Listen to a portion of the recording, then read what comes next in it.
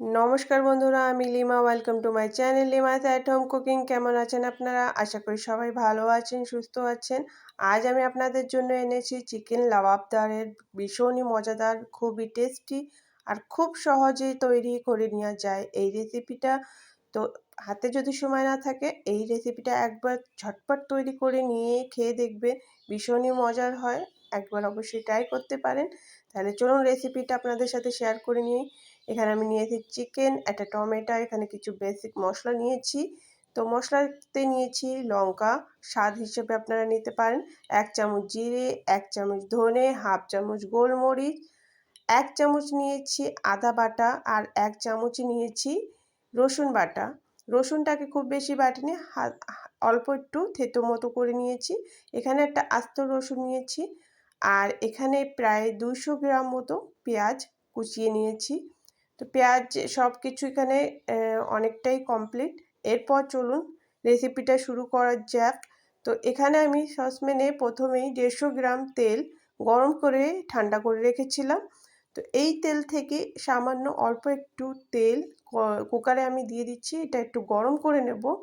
আর একটু গরম হয়ে গেলে ধোঁয়া বেরিয়ে আসলে এই তেলে আমি কুকারটা নামিয়ে নেব। আর এই গোটা মশলাগুলোকে এখানে ফোড়নে দেব। তো ফোড়ন দেওয়ার জন্য আমি তেলটাকে একটু গরম করে নিলাম, যাতে ফোড়নটা একটু হালকা পুড়ে যায়। তো ব্যাস এটাকে নামিয়ে নিয়েছি। তেলটা ভালো করে গরম করে নিলাম আর এই গোটা মশলাগুলোকে আমি এখানে ফোড়নে দিলাম। তো গোটা মশলায় নিয়েছি একটা বড় এলাচ, 3টে ছোট সবুজ এলাচ, দালচিনি, একটু লবঙ্গ আর 2টো তেজপাতা। ব্যাস ফোড়নটা আমার দেওয়া হয়ে গেছে। এটাকে একটু নাড়িয়ে চাড়িয়ে দিলাম। আর এরপর এখানে অ্যাড করব চিকেন। চিকেনটা আমি প্রথমেই ভালো করে ধুয়ে নিয়েছিলাম, 1-2 বার ভালো করে ধুয়ে এটাকে ফ্রেশ করে নিয়ে এখানে আমি দিয়ে দিচ্ছি। জল ঝরিয়ে রেখেছিলাম আমি আগেই। আর এরপর এক এক করে সব মশলা এখানে অ্যাড করব। প্রথমে দিলাম রসুন বাটা, আদা বাটা, আর এরপর বাকি যত গোটা মশলা আমি বেটে রেখেছিলাম সবটাই দিয়ে দিচ্ছি। আমি মশলাটা শিলে বেটে নিয়েছিলাম, আপনারা চাইলে সব একসাথে করে মিক্সার মেশিনে দিয়েও বেটে নিতে পারেন এক এক করে। আর এরপর দিয়ে দিচ্ছি পেঁয়াজ কুচি। পেঁয়াজ কুচি আমি এখানে প্রায় 200 গ্রাম নিয়েছি, আপনারা চাইলে একটু কম বা বেশি করতে পারেন, কোনো সমস্যা নেই। তো পেঁয়াজ কুচি দিয়ে দিলাম। এরপরই এখানে দিয়ে দিচ্ছি আমি টমেটো কুচি। টমেটোটা আমি একটা নিয়েছি বড় সাইজের, আপনারা চাইলে ছোট ছোট মিডিয়াম সাইজের 2টো নিতে পারেন। আর এরপর আমি দিয়ে দিচ্ছি স্বাদ মতো লবণ আর দিয়ে দেবো পরিমাণ হিসাবে হলদি পাউডার। লবণের পরিমাণটা একটু ভালোই করে দেবেন, মানে 2 থেকে 3 চামচ মতো 500 মুরগির মাংসতে লেগে যায়। তো আমি এখানে 2-3 চামচ লবণ অ্যাড করেছি। আর এরপর যে তেলটা আমি গরম করে ঠান্ডা করে রেখেছিলাম এই তেলটাকে আমি পুরোটা এখানে অ্যাড করে দিলাম। তো এখানে আমি 150 গ্রাম তেল অ্যাড করেছি। টোটাল আমি এখানে 150 গ্রাম তেলই নিয়েছি 500 মুরগিতে। তো এখন সব কিছুকে ভালো করে এইভাবে মশকে ভালো করে মাখিয়ে নেব। ম্যারিনেট করার কোনো দরকার নেই, কিন্তু ম্যারিনেট করার মতনই ভালো করে সব কিছুকে মশলাকে ভালো করে মিক্স করতে হবে, যেন সব মশলা দিয়ে মাংস দিয়ে ভালো করে মিক্স হয়ে যায়। সুন্দর করে মাসাজ দিয়ে দিয়ে এইভাবে মিক্স করে নেব। আমি এখানে 3টে আলু অ্যাড করব। আলুটাকে আমি 3 পিস রেখেছি, যেহেতু অল্প করে মাংস রান্না করছি, 3 জন মানুষ। তো সবার 1 পিস করে আলু আমি এখানে নিয়েছি। আর আলুটাকে আমি প্রথমে একটু ভেজে রেখেছিলাম। তো সেই আলুটাকে আমি এখানে অ্যাড করে দিচ্ছি। উপরেই রেখে দেব, নিচে দেব না, নিচে দিলে আলুটা অনেকটা গলে যাওয়ার ভয় থাকে, একদম গলে যাবে। তো উপরেই রেখে দেব। আর রসুনটাকেও আমি উপরে রেখে দিলাম। আর ব্যাস এটা কমপ্লিট। এরপর সোজা চলে যাব এটাকে রান্না করার জন্য। তো এখানে দেখুন আমি জালটাকে মিডিয়াম রেখেছি প্রথমে। তো এখন আমি এখানে কুকারটা বসিয়ে দিলাম আর ঢাকনাটা আটকে দিচ্ছি। আর এটাকে আমি একটু রান্না হতে দেব।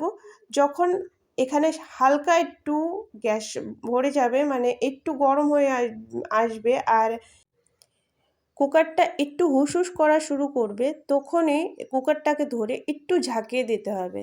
এটার কারণ হচ্ছে নিচের থেকে একটু ভালো করে ঝাঁকিয়ে দিলে নিচে যদি বেশি করে মানে জালটা লেগে যায়, একটু যাতে মশলাটা না পুড়ে যায়, সেই জন্য এইটা করা।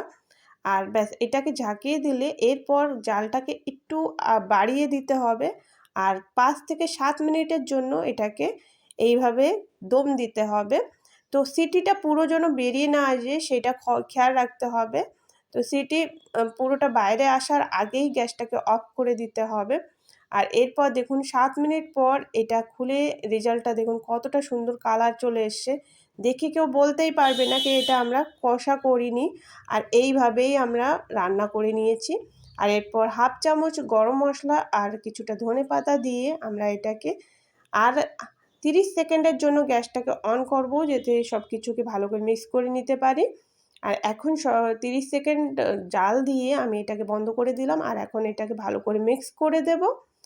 তো ব্যাস আমাদের চিকেন লাবাবদার পুরোপুরি কমপ্লিট। এটাকে আপনারা ভাত দিয়ে খান বা রুটি দিয়ে ভীষণই টেস্টি লাগে। একবার অবশ্যই ঝটপট রান্নার এই রেসিপিটা একবার ট্রাই করে দেখবেন। রেসিপিটা কেমন হয়েছে আমাকে কমেন্টে জানাতে ভুলবেন না। ভালো লাগলে লাইক করে দেবেন আর আমার চ্যানেলকে সাপোর্ট করতে চ্যানেলকে সাবস্ক্রাইব করতে একদম ভুলবেন না। আর ভীষণই মজাদার হয়, একদমই কেউ বুঝতে পারবে না এত সহজে আপনারা ঝটপট রান্না করে ফেলেছেন। বাড়িতে যদি হঠাৎ গেস্ট আসে আর হাতে থাকে সময় কম তাহলে এই রেসিপিটা এই চিকেন লাবাবদার আপনারা একবার অবশ্যই ট্রাই করতে পারেন। খুব অল্প সময়ে রেডি হয়, খুবই অল্প খাটনিতে আপনারা এই মজাদার রেসিপিটা তৈরি করে নিতে পারেন। আর যাকে এই রেসিপিটা একবার খাওয়াবেন সে আঙুল চেটে পুটে খাবে, এটা আমার গ্যারেন্টি। একবার অবশ্যই ট্রাই করবেন। আর এই রেসিপিটা আপনারা ভাতের সাথে হোক, রুটির সাথে হোক, পরোটার সাথে হোক সব কিছুর সাথেই খুব ভালো কম্বিনেশন যায়। তো আজকের রেসিপিটা ভালো লাগলে অবশ্যই আমাকে কিন্তু কমেন্টে জানাতে ভুলবেন না। আর ভালো লাগলে লাইক, সাবস্ক্রাইব, কমেন্ট আর শেয়ার করতেও একদম ভুলবেন না। তো আজকের জন্য এই পর্যন্ত, আবার দেখা হবে নতুন একটা রেসিপির সাথে। তত সময়ের জন্য নিজের খেয়াল রাখবেন, ভালো থাকবেন। আর আমি এখানে ঝটপট বসে পড়লাম, সবার খাওয়া দাওয়া কমপ্লিট হয়ে গেছে।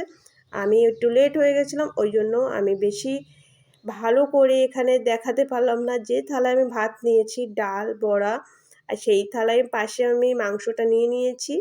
আর এই চিকেন লাবাবটা দেখুন কতটা সফট হয়েছে। আমি আর থাকতে পারছি না, আমি চললাম খেতে। আপনারা একবার অবশ্যই ট্রাই করে আমাকে জানাবেন কি কেমন হয়েছিল রেসিপিটা। তো আজকের জন্য এই পর্যন্ত, টাটা।